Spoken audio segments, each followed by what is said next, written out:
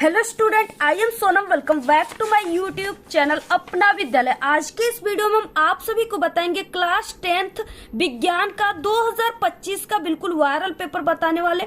ठीक है, ये जो पेपर है ये आप सभी का 4 मार्च को बिल्कुल ऐसा ही साइंस का क्लास 10th साइंस का पेपर आने वाला है। और जितने भी स्टूडेंट 4 मार्च से पहले ठीक है इस साइंस के वायरल पेपर कोड यानी 801 एचजी पेपर को तैयार कर लेते पूरा ठीक है, उन सभी स्टूडेंट का पूरे के पूरे साइंस में 70 नंबर बिल्कुल पक्का है। ठीक है, यानी जितने भी स्टूडेंट इस साइंस के पेपर को तैयार करते हैं 801 एचजी पेपर कोड के साइंस के पेपर को, ठीक है, वो स्टूडेंट इस बार के साइंस में यानी वही टॉप कर जाएंगे। ठीक है, पूरे के पूरे आप सभी लोग 70 नंबर ला करके आप लोग साइंस में बिल्कुल टॉप कर जाओगे, क्योंकि ये जो पेपर है ये सभी पेपर कोड आज तक आप लोगों ने जितना भी साइंस के पेपर देखे हो, ठीक है, जब तक आप लोग 801 एचजी पेपर को नहीं तैयार कर लेते हो तब तक आप लोग कभी भी साइंस में 70 नंबर नहीं ला पाओगे, क्योंकि ये जो पेपर है सबसे वायरल पेपर कोड का पेपर है। ठीक है, और इसमें जितने भी क्वेश्चन है सभी वेरी मोस्ट इंपॉर्टेंट क्वेश्चन है और पूरे किताब से क्वेश्चन है। ठीक है, बिल्कुल ऐसा ही आप सभी का बोर्ड का पेपर आने वाला है 4 मार्च का, और यहाँ पे हम आप सभी को पूरे के पूरे उत्तर के साथ बताएंगे। ठीक है, यानी पूरे के पूरे लिखित उत्तर के साथ बताएंगे। जितने भी क्वेश्चन है इसमें 60 क्वेश्चन, लॉन्ग क्वेश्चन, सभी का आपको सॉल्यूशन बताएंगे। कितना आपको आंसर लिखना है साइंस के पेपर में जिससे आपको पूरे नंबर मिले, आपका आधे नंबर भी न कटे। ठीक है, कैसे लिखना है सभी चीजें बताएंगे। यहाँ पे आप सभी लोग देख सकते हो चित्र वगैरह। ठीक है, पूरा का पूरा हम आप सभी को यहाँ पे चित्र वगैरह कैसे बनाना है पेंसिल से या पेन से, सभी चीजें बहुत ही अच्छे तरीके से बताने वाले। तो सबसे पहले आप लोग इस वीडियो को लाइक कर दीजिए, चैनल पे नहीं तो चैनल को सब्सक्राइब करके आपको बेल आइकन को जरूर प्रेस कर देना है। ठीक है, और आप लोग इस वीडियो को अपने सभी दोस्तों में जरूर शेयर कीजिएगा। सबसे पहले यहाँ पे आपको अनुक्रमांक लिखना है अपनी 10 अंकों का, यहाँ पे आपको अपना नाम लिखना है। ठीक है, और ये जो ये 801 एचजी पेपर है इसमें आपको जो समय मिलेगा साइंस के पेपर में बोर्ड में वो 3 घंटे 15 मिनट के समय आपको दिए जाएंगे। ठीक है, और अगर आप सभी लोग इस पेपर को 4 मार्च से पहले देख रहे हो, ठीक है, तो आप लोग इस साइंस के पेपर को 2:50 पे ही करके बैठ जाओगे, क्योंकि आप लोग इस बोर्ड के पेपर को पहले से ही देख चुके हो, तैयार कर चुके हो। ठीक है, और यहाँ पे ये पूर्णांक 70 का रहेगा। और जितने भी स्टूडेंट इस पेपर को तैयार कर रहे हैं, देख रहे हैं, ठीक है, और तैयार कर लेते हैं पूरी की पूरी क्वेश्चन आंसर को, वो पूरे के पूरे 70 में 70 नंबर बिल्कुल फोड़ करके आएंगे, छाप करके आएंगे, धुआं करके आएंगे। ठीक है, यानी बिल्कुल आग लगा करके आएंगे एग्जाम में। यहाँ पे क्या है, प्रारंभ के 15 मिनट आप सभी को इस पूरे प्रश्न पत्र को बहुत ही अच्छे तरीके से पढ़ना है। इसमें किस तरह से क्वेश्चन आते हैं, कैसे क्वेश्चन है, ठीक है, और आप लोग को किस क्वेश्चन का आंसर सबसे अच्छे तरीके से याद है उसको आपको चिन्हित करके पहले लिखना है। ठीक है, बाकी जो क्वेश्चन नहीं आ रहा है उसमें आपको टाइम वेस्ट नहीं करना है। इस तरीके से आपको पहले क्वेश्चन को पढ़ लेना है। इसके बाद क्या है, इस प्रश्न पत्र में 2 खंड है, खंड अ और खंड ब दिया हुआ है। खंड अ में आपको 20 ऑब्जेक्टिव क्वेश्चन मिलेंगे जिसका आंसर आपको OMR सीट पे देना है। ठीक है, और ये 20 नंबर के रहेंगे पर क्वेश्चन 1 नंबर के।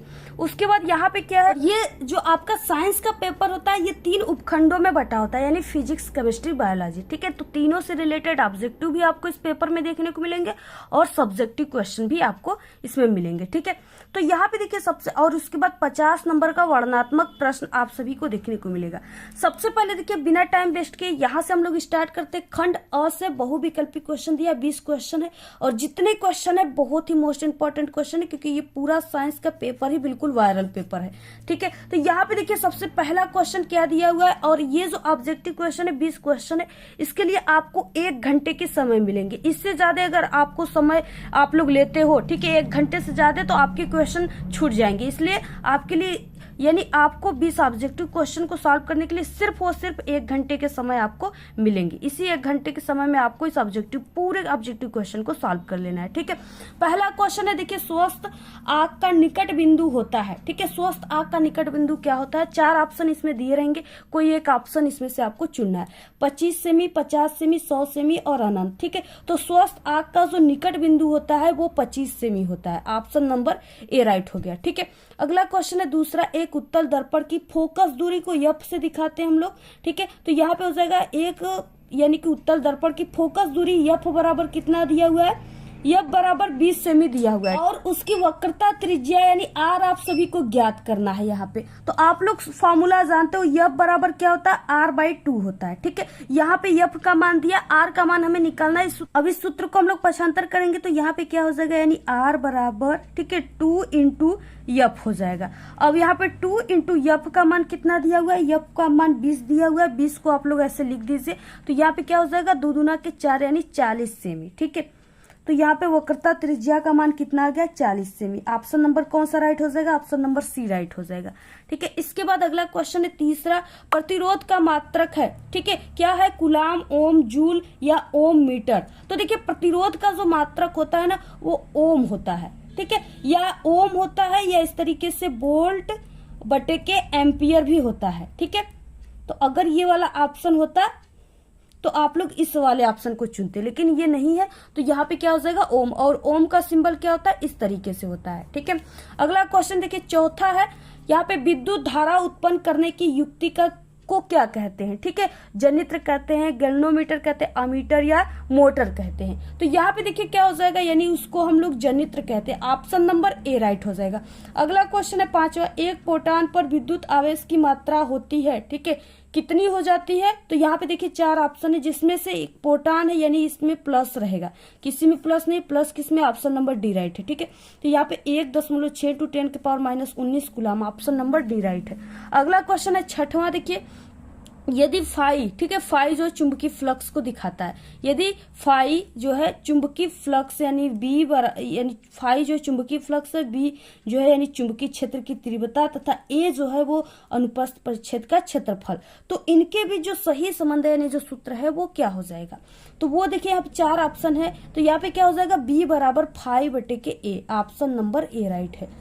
अगला देखिए क्वेश्चन क्या हो जाएगा, 7वां हो जाएगा। बहुत ही ध्यान से आप लोग सभी क्वेश्चन को समझिए, ठीक है, क्योंकि ये पूरे क्वेश्चन आपके पेपर में 100% आने वाले हैं। और ये नहीं कि आप लोग यहाँ पे हमने बताया कि हाँ इसमें से पहला वाला ऑप्शन सही है और आप लोग एग्जाम के दिन भूल गए कि मैम इसमें से कौन सा ऑप्शन सही बताई थी। ठीक है, इसलिए आप लोग इसको बहुत ही ध्यान से समझिए, पूरे क्वेश्चन पेपर में छपने वाले हैं।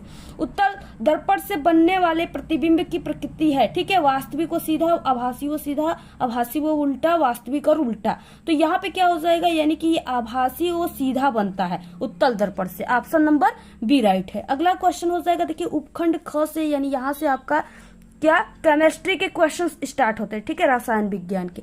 देखिए पहला क्वेश्चन क्या है जो बहुत ही इंपॉर्टेंट है, शुद्ध जल का पीएच मान होता है 0, 1, 7, 14। ठीक है, तो शुद्ध जल जो है ये उदासीन होता है और इसका पीएच मान जो होता है वो 7 होता है, ऑप्शन नंबर सी राइट है। अगला क्वेश्चन है 9, निम्नलिखित में से कौन सी धातु साधारण ताप पर जल से अभिक्रिया करती है, कॉपर, लोहा, जस्ता या सोडियम। तो कौन सी करती है, तो वो सोडियम। ठीक है, इसका प्रतीक क्या होता है, Na होता है। इसके बाद अगला क्वेश्चन है 10, प्रोपेनेन में क्रियात्मक समूह होता है। देखिए यहाँ पे प्रोपेनेन दिया हुआ है, ठीक है, या इसको प्रोपेनल भी कह सकते हैं, यानी प्रोपेनल, इसका होता है प्रोपेनल। देखिए यहाँ पे प्रोपे लास्ट में नल, या इसको अल कहते हैं, अल। ठीक है, तो अल समूह जो होता है इसका CHO होता है, तो इसमें से CHO कौन सा है, यहाँ पे है, ऑप्शन नंबर ए राइट हो जाएगा। ठीक है, अगला क्वेश्चन क्या, अगर आप लोग साइंस की तैयारी अभी तक आपको नहीं हुई है, आप लोग कमजोर हो, ठीक है, और आप सभी को एग्जाम में पास होना है, तो हमारे चैनल पे साइंस में पास होने की बहुत अच्छी जबरदस्त ट्रिक है, ठीक है, जिससे आप लोग पास ही नहीं बल्कि एक अच्छे नंबर लाओगे। तो हमारे चैनल पे वीडियो है, आप लोग हमारे चैनल पे विजिट करके देख लीजिए। अदरवाइज आप लोग इसी वीडियो के लास्ट में हम सभी सब्जेक्ट में पास होने की ट्रिक की वीडियो की प्लेलिस्ट लगा देंगे, उस पर क्लिक करके आप लोग देख लीजिएगा। अगला है 11 नंबर का क्वेश्चन, वह प्रक्रिया जिसके कारण चांदी के ऊपर काली परत व तांबे के ऊपर हरी परत चढ़ जाती है क्या कहलाती है, उदासीनीकरण, ऑक्सीकरण, अपचयन या संक्षारण। ठीक है, तो वो क्या कहलाती है, तो यहाँ पे वो संक्षारण कहलाती है, जिसको कहते हैं ना जंक लग गया है, यानी उसको कहते हैं गांव देहात में कि मूर्छा लग गया है। तो इस तरीके से वही चीजें हैं। उसके बाद अगला क्वेश्चन है 12, सल्फर डाइऑक्साइड का जलीय विलयन होता है। ठीक है, सल्फर डाइऑक्साइड यानी SO2, सल्फर डाइऑक्साइड, इसका जलीय विलयन क्या होता है, अम्लीय, क्षारीय, उदासीन या उभयधर्मी। ठीक, जो सल्फर डाइऑक्साइड होता है इसका जो जलीय विलयन होता है ये अम्लीय होता है। ठीक है, ऑप्शन नंबर ए राइट है। अगला क्वेश्चन है, देखिए यहाँ पे अगला क्वेश्चन है कि निम्न में से कौन सी धातु अम्ल से हाइड्रोजन विस्थापित करती है? कौन सी धातु करती है? Zn, Cu, Ag या Hg। ठीक है, तो ये जिंक करती है। ऑप्शन नंबर ए राइट है, यानी हाइड्रोजन विस्थापित करती है। इसकी अभिक्रिया हम लोग इससे H2O से कराएंगे। ठीक है, जल से अभिक्रिया जब होता है तो यहाँ पे क्या होता है, इस तरीके से ZnO होता है और यहाँ से हाइड्रोजन गैस इसमें से निकलता है। ठीक है, H2 गैस। तो इस तरीके से अगला देखिए क्वेश्चन है उपखंड ग यहाँ पे आ गया, जो कि आपके बायोलॉजी से यहाँ से रिलेटेड ऑब्जेक्टिव क्वेश्चन स्टार्ट होते हैं। यहाँ पे 14 नंबर का क्वेश्चन जो इंपॉर्टेंट है, 100% ये क्वेश्चन पेपर में आने वाला, आप लोग बिल्कुल इसको चिन्हित कर लीजिए। पूरा पेपर आप लोग ठीक है बिल्कुल रट लीजिए, तैयार कर लीजिए। तो यहाँ पे क्या है, पादप का मतलब पेड़ पौधे। ठीक है, में जाइलम उत्तरदायी है, यानी जाइलम जो है वो क्या है, जल का वहन करता है या भोजन का संवहन करता है या अमीनो अम्ल का संवहन करता है या ऑक्सीजन का वहन करता है। ठीक है, वहन या संवहन एक ही होता है। तो देखिए ये जो जाइलम है ये किसका करता है, ये जल का संवहन करता है। ऑप्शन नंबर ए राइट है। अगर आज होता कि पादप में ठीक है यानी जो भोजन होते हैं उसका संवहन करता है तो वो फ्लोएम करता है। इसको भी आप लोग तैयार रखो। अगला क्वेश्चन है 15 गर्म जल प्राप्त करने के लिए हम सौर जल तापक का उपयोग किस दिन नहीं करते हैं? ठीक है, किस दिन हम लोग नहीं करते इसका उपयोग, तो यहाँ पे हो जाएगा यानी कि इसका गर्म दिन के दिन नहीं करते। जब गर्म दिन रहेगा तो उस दिन क्यों गर्म जल का यूज करेंगे, नहीं ना करेंगे। अगला क्वेश्चन है देखिए यहाँ पे 16 मस्तिष्क उत्तरदायी है सोचने के लिए, हृदय स्पंदन के लिए, शरीर का संतुलन बनाने के लिए, इनमें से सभी। तो हमने आप सभी को बताया जब भी ऐसे क्वेश्चन आ जाए इनमें से सभी, तो आपको यही वाले ऑप्शन को टिक मार देना है। ठीक है, अगला क्वेश्चन है देखिए 17 निम्न में से कौन सा एक मानव में मादा जनन तंत्र का भाग नहीं है? अंडाशय, गर्भाशय, शुक्रवाहिका, डिंबवाहिका। ठीक है, तो यहाँ पे देखिए मादा जनन तंत्र में जो है शुक्रवाहिका नहीं होता, ये जो होता है ये नर जनन तंत्र का भाग है। Option number C right. अगला है यकृत स्रावित करता है, यकृत क्या स्रावित करता है? लार, जठर रस, पित्तरस, अग्नाशय रस। ठीक है, तो ये पित्तरस करता है। ऑप्शन नंबर सी राइट है। अगला देखिए क्वेश्चन क्या हो जाएगा यहाँ पे 19, लसिका में नहीं पाए जाते, लसिका में क्या नहीं पाए जाते? लाल रुधिराणु, लिम्फोसाइट्स, ठीक है, या श्वेत रुधिराणु या उत्सर्जी पदार्थ। तो यहाँ पे देखते हैं, तो यहाँ पे लाल रुधिराणु लसिका में नहीं पाए जाते। ऑप्शन नंबर ए राइट है। अगला क्वेश्चन है 20, मानव में भ्रूण को पोषण मिलता है। ठीक है, यानी जो मानव है यानी जो माता होती है माँ, ठीक है, उनके जो गर्भ में पलने वाला जो बच्चा होता है, ठीक है, उसको यानी जब वो पेट में रहता है, गर्भ में रहता है, तो उसको कहाँ से भोजन मिलता है जिससे कि उसकी वृद्धि और विकास होती है? ठीक है, तो वो प्लेसेंटा के माध्यम से मिलता है, यानी प्लेसेंटा के माध्यम से ही माँ के गर्भ में जो बच्चे होते हैं उनको भोजन मिलता है जिससे उनकी वृद्धि और विकास होती है। ठीक है, तो इस तरीके से ऑप्शन नंबर बी राइट हो जाएगा। अगला क्वेश्चन देखिए खंड ब आ गया, वर्णनात्मक प्रश्न है, और आप लोग देखिए सभी लोग कम से कम आप लोग 1000 वीडियो को लाइक कर दीजिएगा, क्योंकि यहाँ पे हम आपको बहुत ही अच्छे तरीके से बताएंगे, आपको 100% समझ में आएगा। पूरा आप लोग इस पेपर को इसी वीडियो में ही समझ लोगे। ठीक है, तो आप लोग देखिए लाइक कीजिए वीडियो को। अगर आप लोग लाइक करते हो 1000 तो हम आपको ऐसे ही सभी सब्जेक्ट के बिल्कुल 100% छपने वाले पेपर को, वायरल पेपर को बता देंगे, जिससे कि आप लोग पढ़ करके एक बार के आप लोग तैयार कर लेते हो उस पेपर को, तो आप लोग बिल्कुल टॉप कर जाओगे उस सब्जेक्ट में। ऐसे पेपर हम आप सभी को बताएंगे, क्योंकि हम एक 5 सालों से बोर्ड एग्जाम की कॉपियां चेक करते हैं और 5 सालों से बोर्ड की पेपर बनाते हैं। ठीक है, इसलिए हम जो आप सभी को पेपर बताएंगे वो 100% पूरे आपके एग्जाम में फंसेंगे। ठीक है, और हमारे यूट्यूब चैनल के अलावा अगर आप लोग कोई भी पेपर देखते हो यूट्यूब चैनल पे, तो आप लोग की जो तैयारी 80% है ना, वो भी 0% हो जाएगी। इसलिए आप सभी लोग फेक चैनल जो डेली वीडियो प्रोवाइड करा रहे हैं पेपर के, उस चैनल के पेपर को आप लोग एक भी पेपर को मत देखो। ठीक है, क्योंकि वो जो पेपर दे रहे हैं वो 100% फेक है, और जिससे कि आप सभी लोग का, ठीक है, जो 80% आप लोग तैयार करके रखे हो 50%, वो भी आप सभी लोग का वो 0% करा देंगे। उनके पेपर से एक भी क्वेश्चन नहीं आने वाले हैं। ठीक है, सभी फेक पेपर है, इसलिए आप लोग किसी का भी यूट्यूब चैनल पे पेपर को मत देखो। ठीक है, सिर्फ आप लोग हमारे जो यूट्यूब चैनल है ये बिल्कुल ट्रस्टेड यूट्यूब चैनल है, इससे पढ़ने वाले हर साल स्टूडेंट प्रदेश टॉपर बनते हैं। तो आप लोग हमारे चैनल के जितने भी पेपर आ रहे हैं सभी को आप लोग देखो, 100% आप लोग टॉपर बन जाओगे इस बार के। तो यहाँ पे देखिए अगला क्वेश्चन 11, स्वच्छ किरण आरेख के द्वारा एक अवतल दर्पण के सम्मुख स्थित वस्तु के प्रतिबिंब निर्माण को प्रदर्शित कीजिए, जबकि वस्तु दर्पण के वक्रता केंद्र पर रखा हो। ठीक है, और दर्पण के ध्रुव और फोकस के मध्य रखा हो। तो यहाँ पे आप सभी को किस तरीके से इसको बनाना है किरण आरेख। ये 4 नंबर का है। पहला ए वाला करते हो यानी ए नंबर 1 का, तो आपको 2 नंबर, दूसरा भी कर दिए तो फिर से 2 नंबर, 4 नंबर का ये क्वेश्चन है। देखिए अब आपको कैसे बनाना है। सबसे पहले आपको साइंस के पेपर के दिन आपको पेंसिल, रबर वगैरह, इरेजर वगैरह लेकर के जाना है, ठीक है, क्योंकि इसमें जितने भी डायग्राम आएंगे सभी को पेंसिल से बनाना है आपको। सबसे पहले देखिए क्वेश्चन में क्या है, इस तरीके से अवतल दर्पण बोला गया, तो आपको सबसे पहले क्या करना, अवतल दर्पण को बनाना है, ठीक है। और अवतल दर्पण जो होता है वो इस तरीके से होता है, यानी गोली दर्पण का कटा हुआ भाग होता है, ठीक है। तो अभी ये कोई भी दर्पण नहीं है, ठीक है। जब तक इसके आप लोग ऐसे पीछे इस तरीके से कलई नहीं करोगे तब तक इसमें अपवर्तन और परावर्तन की क्रियाएं नहीं होगी, ठीक है। तो जब हम लोग ऐसे इस पे कलई पीछे कर दिए यानी इसको ऐसे पेंट कर दिए तो ये क्या हो गया, ये दर्पण बन गया। कौन सा दर्पण, अवतल दर्पण बन गया, ठीक है। अब यहाँ पे आपको क्या करना है, इसके बीचों बीच यानी इसके बीच में ऐसे आप सभी को एक ऐसे रेखा खींचना है। ये जो है ये मुख्य अक्ष है, ये क्या है, मुख्य अक्ष। अब इसके बाद क्या है, यहाँ पे बोला गया है पहली स्थिति में, यानी यहाँ पे आपको पहला लिखना है। और पहली स्थिति में क्या है कि दर्पण की वक्रता केंद्र पर हो। जब वस्तु कहाँ पे हो, दर्पण के वक्रता केंद्र पर। तो यहाँ पे हम मान लेते हैं कि यहाँ पे क्या हो गई, यहाँ पे दर्पण का वक्रता केंद्र है, यहाँ पे एक वस्तु रखी हुई है, ठीक है। इस तरीके से एक वस्तु क्या रखी हुई है, ए, और इसको हम बी मान लेते हैं, ए बी एक वस्तु रखी हुई है। अब इसके बाद क्या है, यहाँ पे हम फोकस मान लेते हैं किसी बिंदु पे, ठीक है। जैसे यहाँ पे एफ जो है फोकस हो गया। अब देखिए इसमें जो वस्तु होता है उसके जब भी प्रकाश की किरणें डालते हैं उसके ऊपरी सिरे से, ठीक है। तो यहाँ से और 2 प्रकाश की किरणें जाती हैं।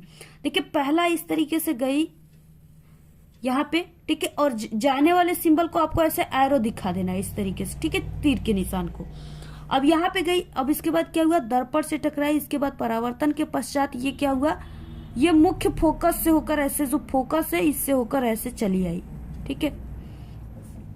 इसके बाद एक किरण हम इस तरीके से इसके ऊपरी सिरे से इस फोकस पे डालते हैं, ऐसे फोकस पे, ठीक है।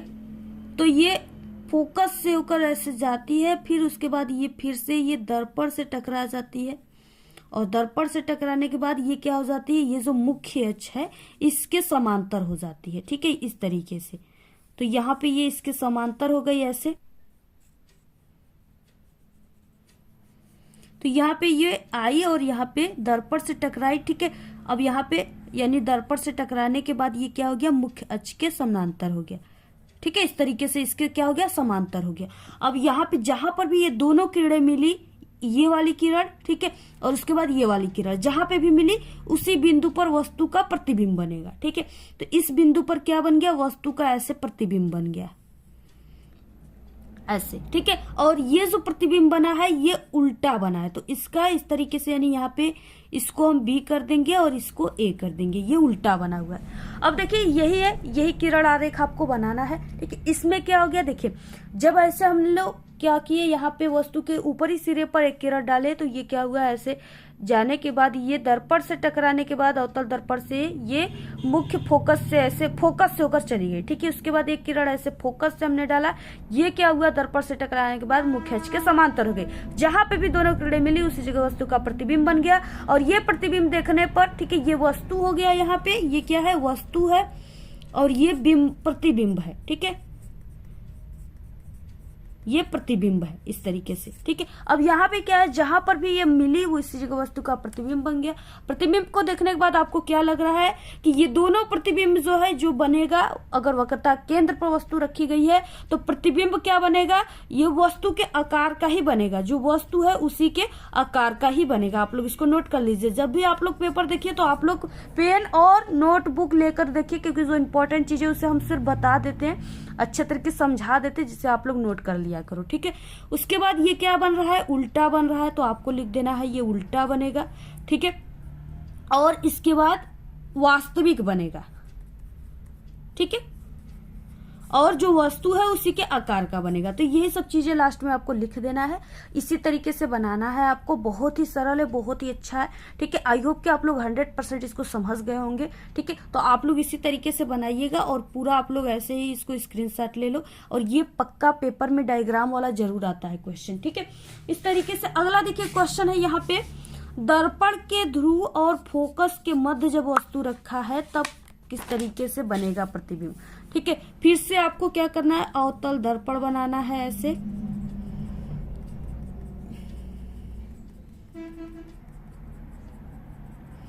आपको मुख्य अक्ष ऐसे इसके बीचों बीच ऐसे करना है।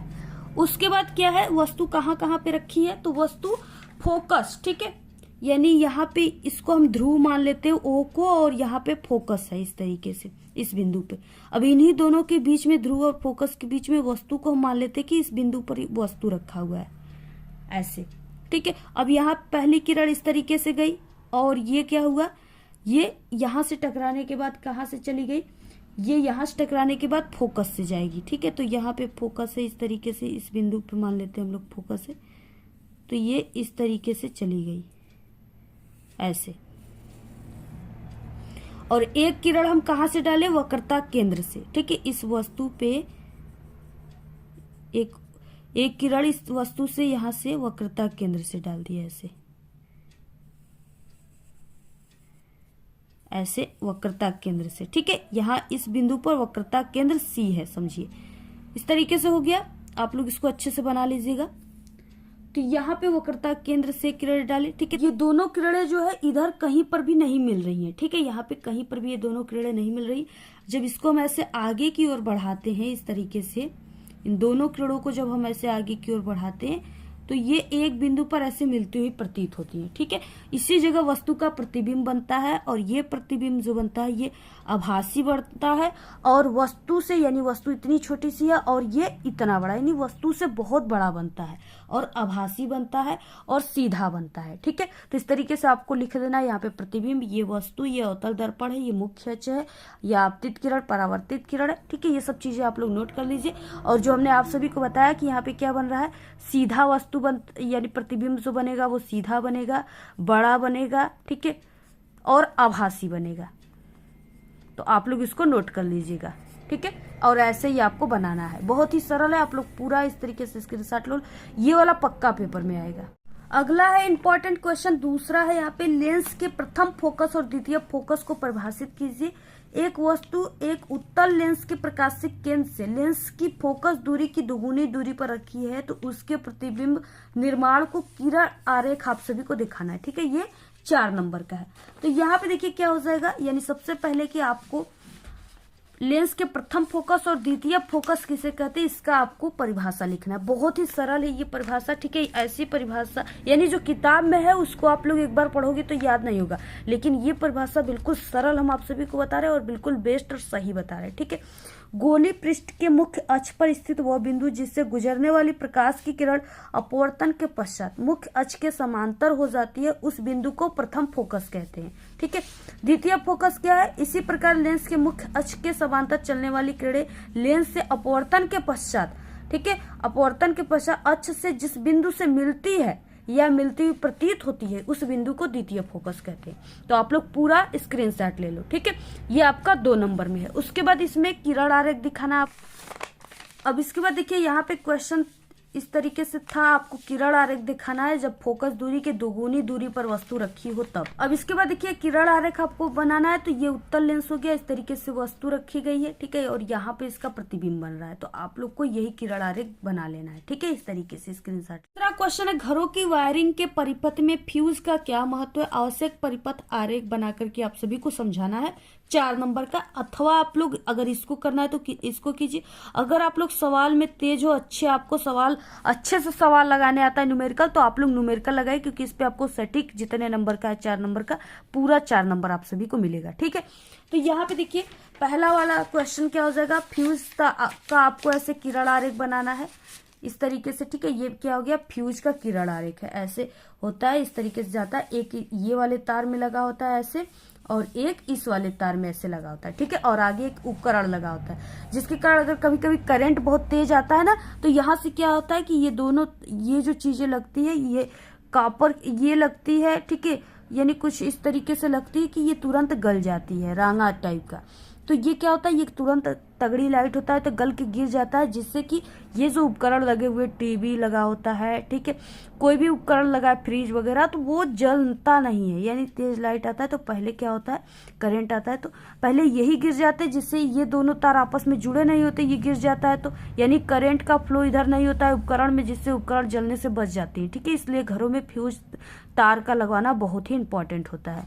तो इस तरीके से यही चीजें हैं। अब आपको देखिए वही यहाँ पे लिखा हुआ है कि विद्युत परिपथ में फ्यूज एक सुरक्षा युक्ति के रूप में कार्य करता है। जब कभी घरों में बिजली की डोरी, ठीक है, डोरी के दोनों तार विद्युत रोधी आवरण हट जाने के कारण एक दूसरे से छू जाते हैं अथवा बिजली के बहुत सारे उपकरण एक साथ प्रयोग में लाए जाते हैं, तब परिपथ का विद्युत प्रतिरोध एकदम गिर जाता है तथा परिपथ में बहुत अधिक धारा बहती है। इससे इतनी अधिक ऊष्मा उत्पन्न होती है कि परिपथ के तारों में आग लग सकती है, ठीक है। कभी कभी किसी उपकरण की खराबी के कारण भी उसमें बहुत अधिक धारा आ जाती है, जिससे उपकरण जल जाता है। इस प्रकार के खतरों से बचने के लिए विभिन्न परिपथ में वायरिंग में फ्यूज तार लगवाए जाते हैं।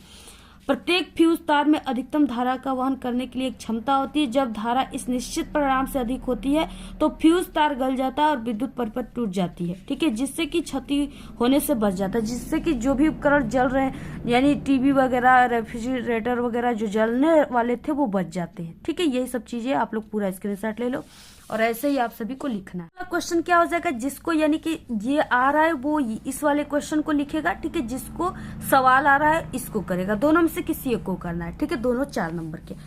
1500 वाट सामर्थ्य वाले एक विद्युत हीटर से 250 वोल्ट के विद्युत में से जोड़ा जाता है, तो ज्ञात कीजिए हीटर से प्रवाहित धारा और हीटर के तार का प्रतिरोध, ठीक है।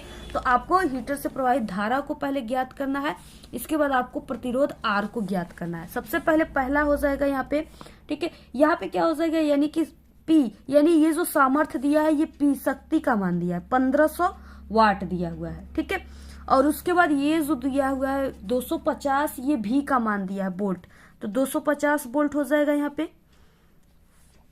और उसके बाद देखिए यहाँ पे क्या है कि यहाँ पे पहला कि आपको क्या करना है, धारा ज्ञात करना है, हीटर में प्रवाहित धारा, ठीक है। तो यहाँ पे आपको धारा I को ज्ञात करना है, ठीक है। तो यहाँ पे क्या हो जाएगा, यानी सूत्र हो जाएगा P बराबर V इंटू I, ये सूत्र होता है। इसी पर अब आप सभी को रख करके मान हल करना है, ठीक है। तो 1500 यानी P का मान दिया हुआ है और V का मान भी 250 दिया हुआ है, इंटू I का मान नहीं दिया है, ये आप सभी को निकालना है, ठीक है। तो इस सूत्र को आप लोग इसमें पक्षांतर कर दीजिए या इस मान को पक्षांतर कर दीजिए।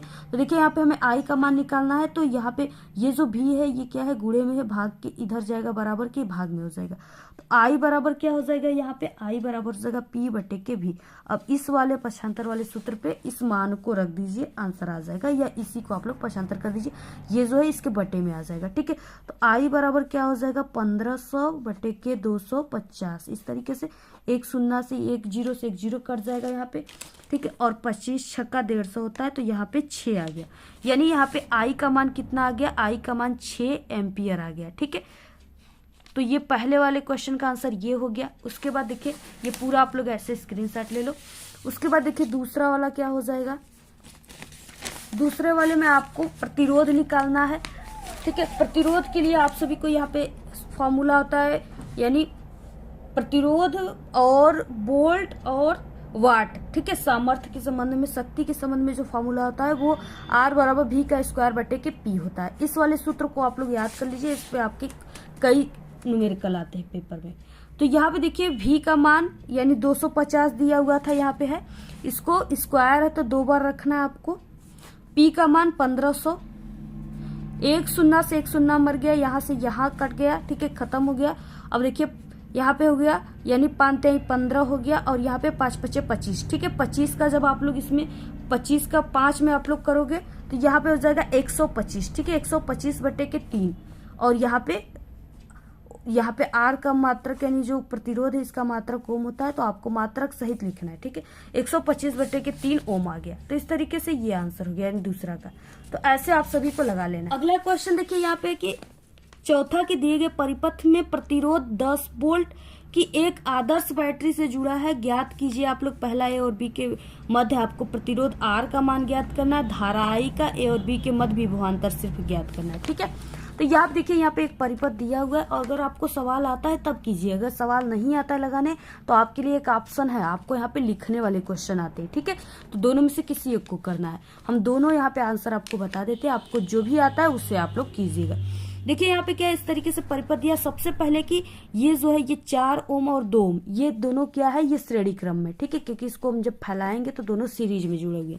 तो सबसे पहले श्रेणी क्रम का जो सूत्र होता है वो R1 बराबर हम लोग निकालेंगे। ठीक है, ये R डैश बराबर R1 प्लस R2। तो यहाँ पे R डैश बराबर क्या हो जाएगा, R1 का मान यहाँ पे 4 प्लस यहाँ पे 2 ओम दिया हुआ है। ठीक है, ये आ गया यहाँ पे R डैश का मान कितना आ गया, 6 ओम आ गया। ठीक है, इस तरीके से। अब इसके बाद नीचे जो है ये भी श्रेणी क्रम में जुड़ा हुआ, इसके लिए भी आपको वही सूत्र लगाना है। R डबल डैश बराबर यहाँ पे 2 ओम प्लस 1 ओम बराबर कितना हो गया, R डबल डैश बराबर 3 ओम आ गया। ठीक है, अब यहाँ पे जो है ये चीजें अब इस तरीके से बन गई। यहाँ पे हम आपको इस तरीके से सिर्फ बनाकर बता देते, ये ऐसे बन गया अब। ठीक है, तो अब यहाँ पे ये हो गया 6 ओम और ये हो गया 3 ओम हो गया, और यहाँ पे भी एक लगा हुआ है, यहाँ पे 3 ओम हो गया। ठीक है, इस तरीके से ये बन गया, ये बोल्ट हो गया यहाँ पे।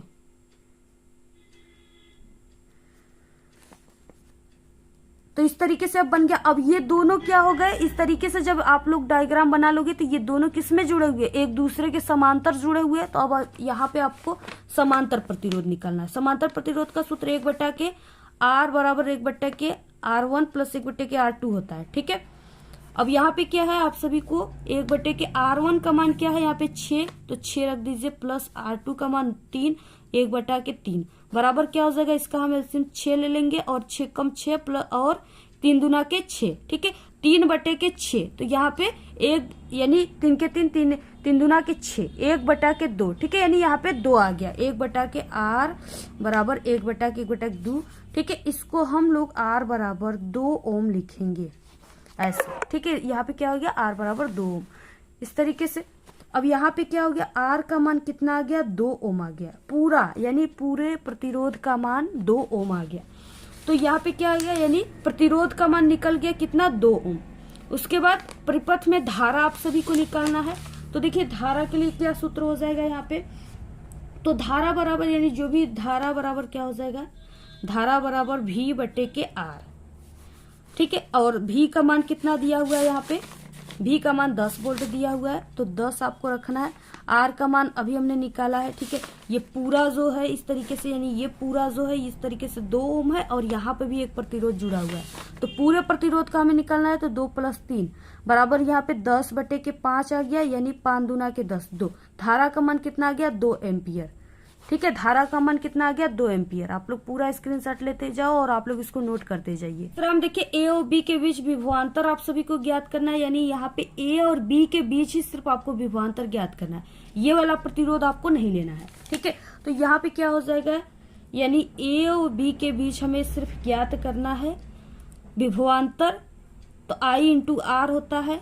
ठीक है, तो VAB बराबर I का मान अभी हमने निकाला है 2, और इंटू R का मान, यानी ये जो पूरे प्रतिरोध थे यहाँ पे इसका मान हमने क्या निकाला था, यहाँ पे 2 निकाला था, तो यहाँ पे आपको 2।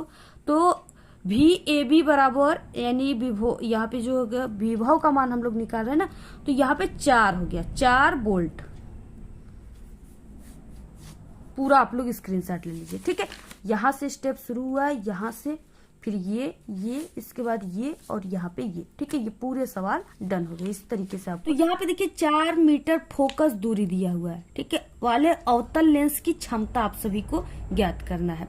तो यहाँ पे क्या हो जाएगा, यानी F बराबर सूत्र होता है 1/d, ठीक है, ये भी होता है। और F बराबर अगर सेमी में निकालना है तो 100/d हो जाएगा। फिर 4 मीटर फोकस दूरी वाले अवतल लेंस की क्षमता आपको ज्ञात करना है। यहाँ पे 4 जो है d का मान दिया हुआ है और F का मान ज्ञात करना है, ठीक है। मीटर में दिया है तो मीटर में अगर आप लोग ज्ञात करोगे तो F बराबर क्या हो जाएगा, 1/d हो जाएगा, यानी कि 4 हो जाएगा, ठीक है। और ये माइनस में होगा क्योंकि ये अवतल लेंस है, ये माइनस में होगा। तो यहाँ पे देखिए F बराबर 1/, माइनस इस तरीके से, यानी 1/, F बराबर -1/4, ठीक है। तो जब इसमें हम लोग भाग देंगे तो -0.25 इस तरीके से करके आएगा, ठीक है, और मीटर में आएगा। तो आप लोग मीटर और सेमी दोनों में आप लोग ज्ञात कर सकते हो, ठीक है। अगर सेमी में आप लोग करोगे तो आपको इस तरीके से रखना होगा। यहाँ पे मीटर में क्वेश्चन था तो मीटर में हमने ज्ञात किया।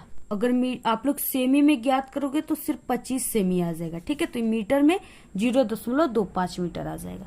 इसके बाद अगला क्वेश्चन देखिए, फॉर्मलडिहाइड और एसिटिक अम्ल का आपको IUPAC नाम एवं रासायनिक सूत्र आप सभी को लिखना है, ठीक है। देखिए फॉर्मलडिहाइड का जो रासायनिक सूत्र हो जाएगा वो HCHO हो जाएगा, ठीक है, ये रासायनिक सूत्र हो जाएगा।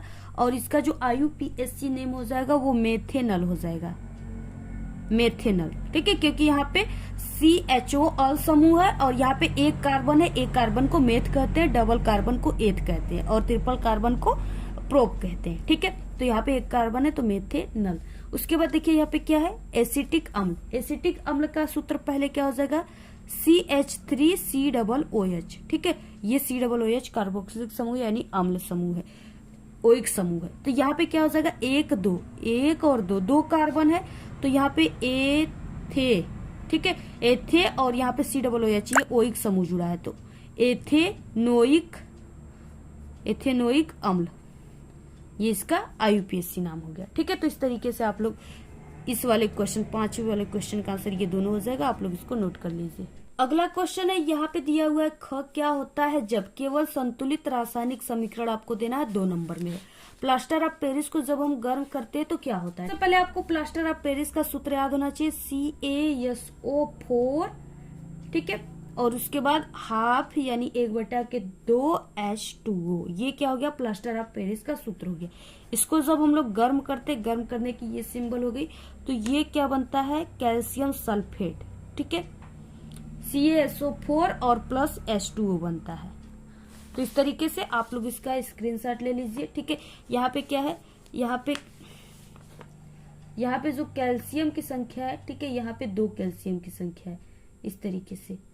खाने के सोडे को जब गर्म किया जाता है तब क्या होता है, तो खाने का सोडा यानी NaHCO3, ठीक है, ये खाने का सोडा हो गया।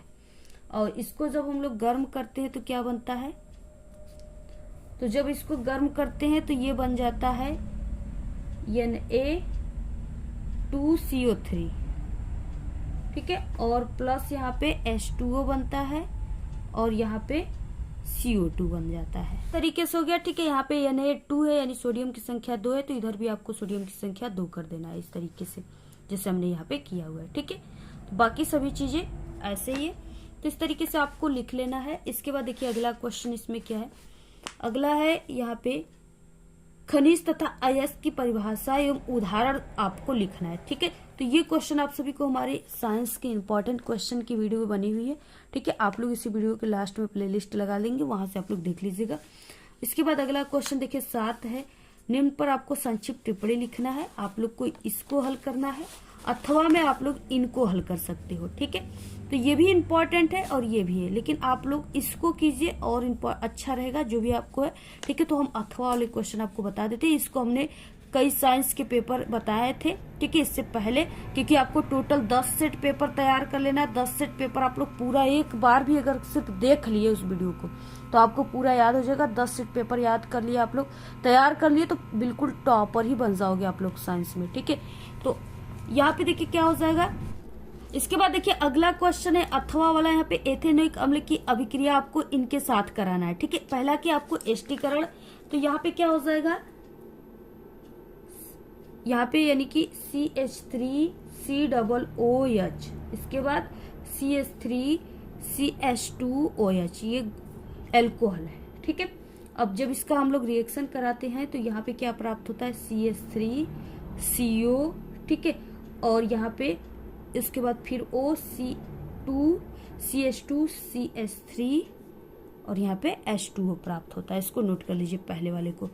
दूसरा देखिए क्या हो जाएगा, दूसरा है यहाँ पे सोडियम के साथ अपक्रिया, तीसरा है NaSCO3 के साथ अपक्रिया, Na2CO3 के साथ अपक्रिया, ठीक है। पूरा आप लोग इसका स्क्रीनशॉट ले लीजिए, नोट कर लीजिए। यहाँ पे हम सिर्फ आपको आंसर बता देते हैं। तो यहाँ पे देखिए CH3COOH, ये क्या है, ये एथेनोइक है, एथेनोइक अम्ल है, ठीक है। इसका अभिक्रिया हम NaOH से कराते हैं तो क्या प्राप्त होता है, CH3COO प्लस H2O प्राप्त होता है, ठीक है। इसके बाद तीसरा देखिए क्या हो जाएगा, तीसरा CH3 एथेनोइक अम्ल का यहाँ पे, ठीक है, यहाँ पे C रहेगा। इसका जब हम रिएक्शन NaHCO3 से कराते हैं तो हमारे पास क्या प्राप्त होता है, इस COONA plus H2O plus CO2 gas. उसके बाद चौथा क्या है, Na2CO3 से कराएंगे, ठीक है। तो हो जाएगा यहाँ पे एथेनोइक प्लस Na2CO3। इसका जब हम रिएक्शन कराएंगे तो क्या हो जाएगा, CH3COONA और उसके बाद H2O प्लस CO2, ठीक है। तो आप लोग इसको पूरा नोट कर लीजिए। देखिए उपखंड ग आ गया पहला। यहाँ पे 8वां क्वेश्चन है, 8वां का स्वपोषी पोषण के लिए आवश्यक परिस्थितियां कौन सी है, उनके अंतिम उत्पाद क्या है, ठीक है। 1 नंबर आपको पहले क्वेश्चन पे और दूसरा 1 नंबर आपको इस क्वेश्चन पे। बहुत ही छोटा इसका आंसर आपको लिखना है क्योंकि 2 ही नंबर का है। तो स्वपोषी पोषण के लिए आवश्यक परिस्थितियां जो है वो क्लोरोफिल है, सूर्य का प्रकाश है, कार्बन डाइऑक्साइड है और पानी है, ठीक है। ये सब चीजें मिलेंगी तभी पेड़ पौधे अपने भोजन बनाते हैं। और पेड़ पौधे क्या है, स्वपोषी, वो अपना भोजन स्वयं बनाते हैं, ठीक है। उसी को स्वपोषी कहते हैं, जो अपना भोजन स्वयं बनाते हैं। स्वपोषी पोषण के लिए जो अंतिम उत्पाद है वो ग्लूकोज और ऑक्सीजन है, ठीक है। तो आप लोग पूरा स्क्रीनशॉट ले लीजिए, बहुत इजी आंसर है। इसके बाद अगला क्वेश्चन है ख, मानव के भीषण के कार्यों का उल्लेख करना है, ठीक है। ये भी क्या है, 2 ही नंबर का है। यहाँ के आंसर क्या हो जाएगा इस तरीके से, भीषण पुरुष या पुरुषों का प्राथमिक प्रजनन अंग होता है। भीषण का काम जो होता है वो नर यौन कोशिका या नर युग्मक जिन्हें शुक्राणु कहते हैं का बनना, ठीक है। साथ ही इसका काम नर यौन हार्मोन टेस्टोस्टेरोन बनाना भी है। एक मनुष्य का भीषण यौवन आने के बाद से आजीवन यौन युग्मक या शुक्राणु का निर्माण करता रहता है, ठीक है। तो इस तरीके से पूरा आप लोग स्क्रीनशॉट ले लीजिए, इतना ही आपको लिखना है। अगला देखिए क्वेश्चन क्या हो जाएगा, अगला यहाँ पे 9 क्वेश्चन, छुई मुई पादप में यानी जो छुई मुई का पौधा होता है उसमें गति तथा मानव टांग में होने वाली गति में क्या अंतर है, 4 नंबर का क्वेश्चन है। तो देखिए आंसर हो जाएगा, छुई मुई पादप स्पर्श करते ही पत्तियों को झुकाकर या बंद करके संवेदनशीलता का परिचय दे देते हैं। पादप हार्मोन के प्रभाव के कारण पादप कोशिकाएं यह परिवर्तन कर देती है, जबकि हमारी टांग में होने वाली गति ऐच्छिक क्रिया का परिणाम है जो अनुमस्तिष्क के द्वारा संचालित होती है। इसमें तंत्रिका नियंत्रण का सहयोग प्राप्त किया जाता है। बस यही आप लोग पूरा स्क्रीनशॉट ले लीजिए इसका। अगला क्वेश्चन देखिए क्या है, यहाँ पे मानव में लिंग निर्धारण कैसे होता है, ठीक है। ये बहुत ही इंपॉर्टेंट क्वेश्चन ये भी है। दोनों में से आपको किसी एक को करना है तो आप लोग ये छुई मुई वाला सरल है, इसी को करिएगा। और इसका आंसर आप सभी को हमारे अगले पेपर जो बना चुके इसमें मिल जाएगा, ठीक है। अगला क्वेश्चन 10, ओजोन परत की क्षति हमारे जीवन के लिए चिंता का विषय क्यों है, इस क्षति को सीमित करने के लिए क्या कदम उठाएं, ठीक है। अब देखिए इसका आंसर क्या हो जाएगा, तो यहाँ पे हो जाएगा ओजोन परत की क्षति हमारे जीवन के लिए अत्यंत चिंता का विषय, क्योंकि यदि क्षति अधिक होती है तो अधिक से अधिक पराबैंगनी विकिरण जो है किरणें पृथ्वी पर आएंगी, जो हमारे लिए निम्न प्रकार से हानिकारक प्रभाव डालता है। इनका प्रभाव त्वचा पर पड़ता है, जिससे त्वचा के कैंसर की संभावनाएं बढ़ जाती हैं, ठीक है। इसके बाद पौधे में वृद्धि दर कम हो जाती है, ये सूक्ष्म जीवों तथा अपघटकों को मारती है, जिससे परितंत्र में असंतुलन उत्पन्न हो जाता है। ये पौधे में पिगमेंटों को नष्ट कर देती है। ओजोन परत की क्षति कम करने का उपाय क्या है, तो देखिए एरोसेल तथा क्लोरोफ्लोरोकार्बन यौगिक का कम से कम उपयोग करना, सुपरसोनिक विमानों का कम से कम उपयोग करना, संसार में नाभिकीय विस्फोटक पर नियंत्रण करना, ठीक है। यही सब इसको कम करने का उपाय है। पूरा आप लोग स्क्रीनशॉट ले लीजिए, ऐसे ही आप सभी को लिखना है। अगला क्वेश्चन 11 है कि विकराणु यानी नेफ्रॉन की रचना तथा उसकी कार्यविधि का वर्णन विस्तार से कीजिए। ठीक है, ये 6 नंबर का। अथवा आप लोग पादप में जल और खनिज लवण के वहन की क्रियाविधि को लिखना है 6 नंबर का। ठीक है, तो ये वाला 11 क्वेश्चन जो नेफ्रॉन है ये आपके पेपर में हर साल आता है, इंपॉर्टेंट है, इसी को हम बता देते हैं आपको। सबसे पहले कि नेफ्रॉन का जो डायग्राम होगा वो इस तरीके से होगा चित्र। ठीक है, इसमें आप लोग यहाँ पे देख सकते हो इस तरीके से बिक धमनी है, और यहाँ पे बिक धमनी की शाखा बिक सीरा है यहाँ पे। ठीक है, और यहाँ पे कोशिका गुच्छ बोमन संपुट है, और यहाँ पे ग्लामेरुलस है। ठीक है, विकराणु का नलिका का आकार भाग है यहाँ पे, और यहाँ पे संग्राहक वाहिनिकिया है। ठीक है, और यहाँ पे संग्राहक वाहिनी है। ठीक है, इस तरीके से आप लोग इसका पूरा स्क्रीनशॉट ले लो, बहुत ही अच्छे तरीके से ऐसे ही आपको बनाना है। इसके बाद देखिए विकराणु की रचना। विकराणु या नेफ्रॉन उत्सर्जन तंत्र की रचनात्मक और क्रियात्मक इकाई है। इसके जो है वो प्रमुख भाग हैं। ठीक है, इस तरीके से बोमेन जो है यहाँ पे जो ये बोमेन दिया है ना, बोमेन संपुट विकराणु का अग्रभाग है जो प्याले जैसा होता है, ये प्याले जैसा इस तरीके से है। उसके बाद देखिए कोशिका गुच्छ बिक धमनी तथा बिक सीरा के बार बार विभाजित होने से बना रक्त कोशिकाओं का गुच्छा होता है, ये कोशिका ये। ठीक है, यहाँ पे कोशिका वगैरह। उसके बाद देखिए यहाँ पे हो जाएगा बिक सीरा। बिक में अशुद्ध रक्त लाने वाली रक्त वाहिका है, बिक सीरा जो है यहाँ पे, बिक धमनी या बिक सीरा है। ठीक है, उसके बाद देखिए यहाँ से क्या हो जाएगा, यहाँ पे बिक सीरा है यहाँ पे। ठीक है, ये बिक धमनी है। इस तरीके से बिक धमनी बोमेन संपुट से शुद्ध रक्त ले जाने वाली रक्त वाहिका, ये जो है बिक धमनी, ये क्या है, इससे जो शुद्ध रक्त निकल रहा है ना इसको ले जाने वाली है। उसके बाद देखिए विकराणु का नलिकाकार भाग यानी हेनल्स लूप के आगे विकराणु का अंतिम छोर कुंडलित होकर इस भाग की रचना करता है। इसकी सतह पर रक्त कोशिकाओं का जाल बिछा होता है। संग्राहक नलिका नेफ्रॉन का अंतिम छोर एक नलिका से मिलता है जो मूत्राशय तक जाती है। ठीक है, ये जो संग्राहक नलिका है वाहिन का। विकराणु की क्रियाविधि क्या है, तो यहाँ पे देखिए विकराणु की क्रियाविधि क्या हो जाएगी। बोमन संपुट के कोशिका गुच्छा में उच्च रक्तचाप के कारण उत्सर्जित पदार्थ छनकर रक्त से बाहर आ जाते हैं। ये पदार्थ जल के साथ संग्राहक नलिका में जाते हैं और मूत्राशय में पहुंच जाते हैं। कोशिका गुच्छ के उच्च रक्तचाप के कारण कुछ महत्वपूर्ण पदार्थ जैसे ग्लूकोज, अमीनो अम्ल आदि भी छन जाते हैं। ठीक है, जिन्हें हेनल्स लूप और नलिकाकार भाग में फिर से सोख लिया जाता है। इसे पुनरावशोषण, ठीक है, पुनरावशोषण कहते हैं। तो इस तरीके से पूरा आप लोग स्क्रीनशॉट ले लीजिए, बहुत ही इंपॉर्टेंट है, ये आपके पेपर में आएगा और ये सबसे सरल तरीका हम आपको बता रहे हैं। ठीक है, इस तरीके से आप लोग अगर इस पूरे पेपर को तैयार कर लेते हो तो आपका साइंस में 70 में 70 नंबर बिल्कुल पक्का है। ठीक है, और ये नहीं कि सिर्फ आप लोग इस पेपर को तैयार कर लेते हो तो आपको 70 में 70 आ जाएगा, ये सिर्फ एक मॉडल बताया गया है। ठीक है, सिर्फ इस तरीके से यानी क्वेश्चन आपके पेपर में आते हैं, सिर्फ आपको ये बताया गया है। पूरी के पूरी क्वेश्चन आपके पेपर में, ठीक है, बिल्कुल सेम पेपर कभी भी नहीं आएगा। इसमें से कुछ क्वेश्चन आएंगे, और क्या है कि अगर आप लोग 10 सेट पूरे साइंस के पेपर को हमारे तैयार कर लेते हो तो आप सभी लोग बिल्कुल टॉप कर जाओगे, तब 100% आपका 70 में 70 आ जाएगा। तो प्लेलिस्ट बन चुकी है, ठीक है, साइंस के पेपर का, उसमें देख लीजिए। और बाकी ठीक है, कल भी अपलोड हुआ था और भी 2-3 अपलोड होंगे। ठीक है, तो आप लोग सभी पेपर को देखिएगा, आपका 100% पूरे 70 में 70 नंबर आएगा साइंस। आज के इस वीडियो में सिर्फ इतना ही। आपको ये वीडियो कैसा लगा? अगर वीडियो पसंद आए तो एक बड़ा सा लाइक कर दे, चैनल पे नए तो सब्सक्राइब करके बेल आइकन को जरूर प्रेस कर दे। Thanks, all the very best, bye bye.